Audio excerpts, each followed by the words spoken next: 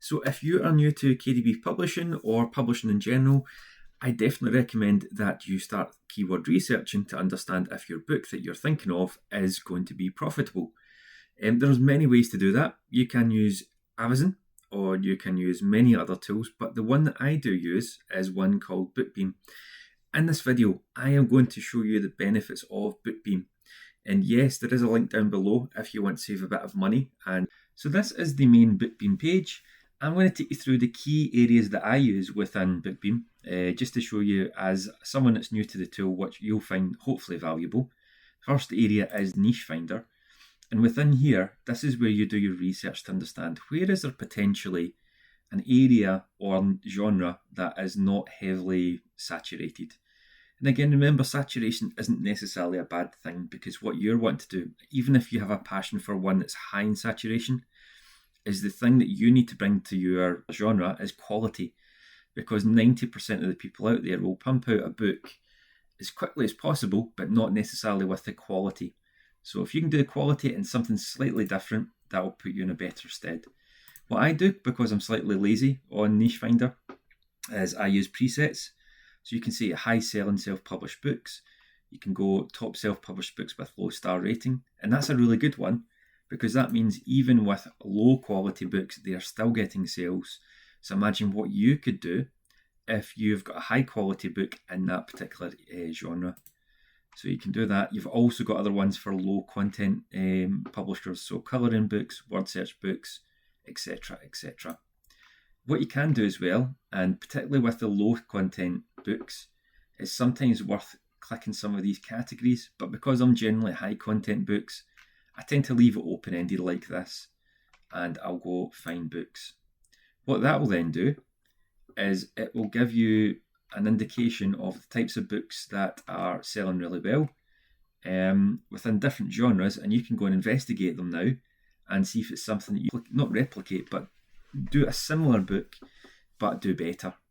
So what I would typically do is, for example, if I was looking at this Xmas Cutie listing here, I can see here that it's got a 3.8 rating with only 8 reviews. So if I go down here, pages are super thin, cute patterns, so there's not much you can do about that kind of negative feedback, because you don't get to choose the paper quality with the Amazon print on demand aspects.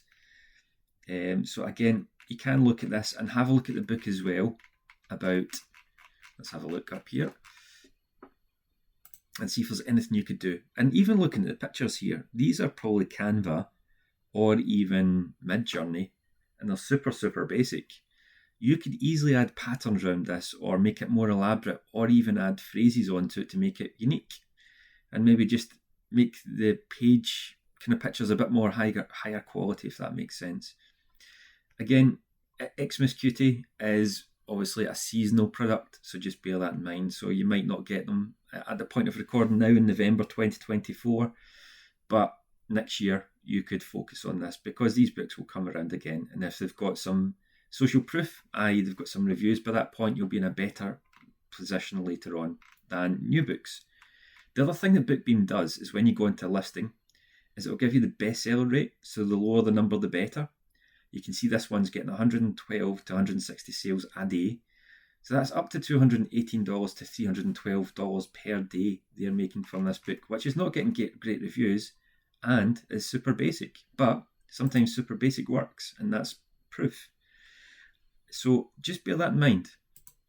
Going back to BookBeam, as I said, you've got different options here about what you can do. So low content, low rating, etc., etc. So have a play about with that when you do sign up for this.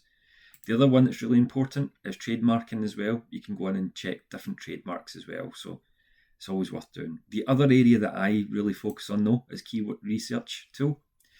Because what I'll do is, if I've got a genre such as Christmas colouring pages, so I can go Xmas colouring books.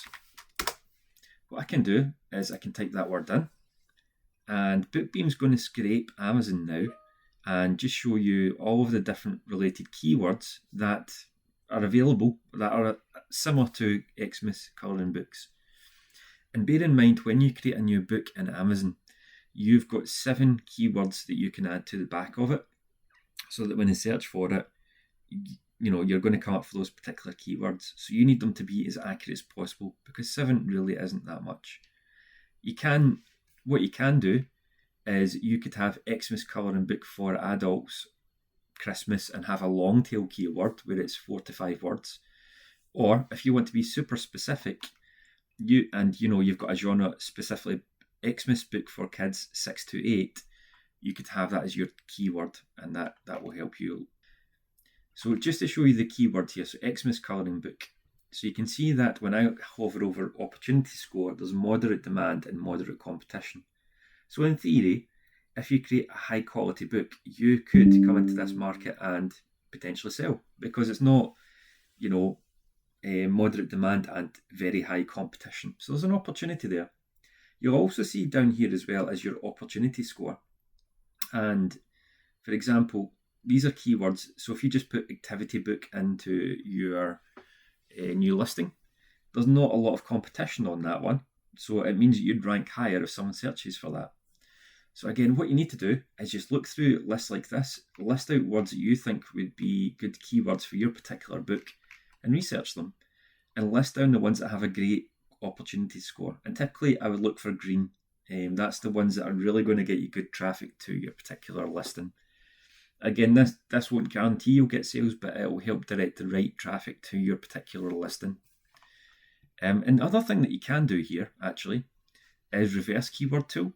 So if you don't know what keywords might be relevant to your particular listing, what I can do is I can come back to the Christmas colouring book. I can take the ASIN here. So the ASIN is a unique identifier for a particular book. This is it here. I'll just show you here.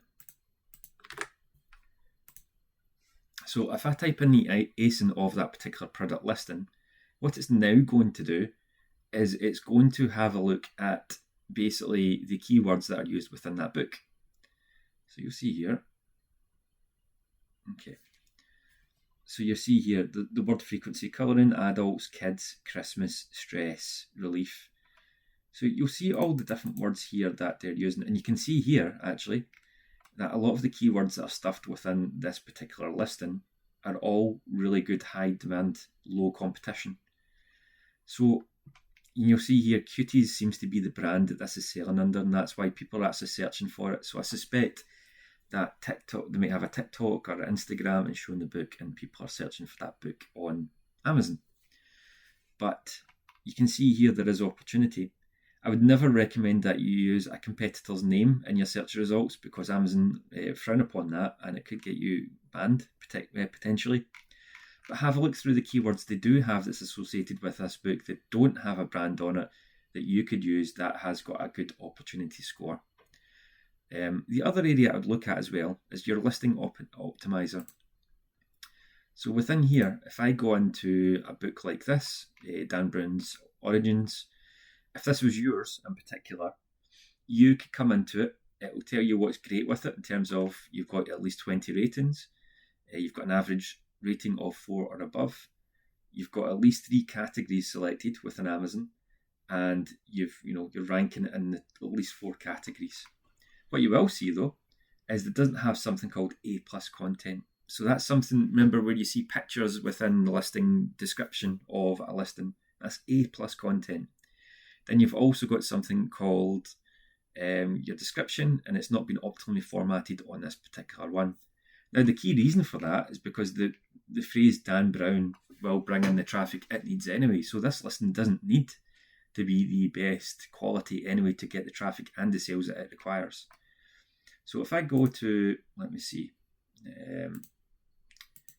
let's try this one. This is a poor one that I was having a look at. And it's one of the first books that I created, just getting used to KDP. And I could revive it, but I've had maybe 4 or 5 sales from it, and you live and learn as you go. But it didn't have the reviews, so it didn't have any social proof. It didn't have a rating yet, so it wasn't above 4. Initially, when I created this initial first publishing book, and it was a low content book, you didn't have the opportunity to add 3 categories to it in terms of what genres it sat under. So they recently updated it to you can have 3 categories, and I've not updated that so far. And it's not ranking in any categories. It's formatted in terms of description because I use something called ADA formatting, and have a look, Google that. It's a great way to get the keywords within your description. It's not 1,000 characters and it doesn't have A+ content. So this is definitely something, if I put a bit of love onto it and definitely a better cover, I could potentially get more sales. But likely what I'll end up doing when I've got time is I'll probably unpublish this book and redesign it and republish it now that I know a lot more about how I'm working. And Bookbeam really helped me understand how I really increase the quality of my listings, which is a major factor in you getting sales.